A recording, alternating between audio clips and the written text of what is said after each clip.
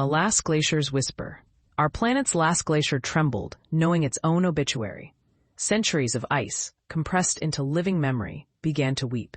Massive crystalline structures that had witnessed mammoths and survived ice ages now melted silently, droplet by droplet.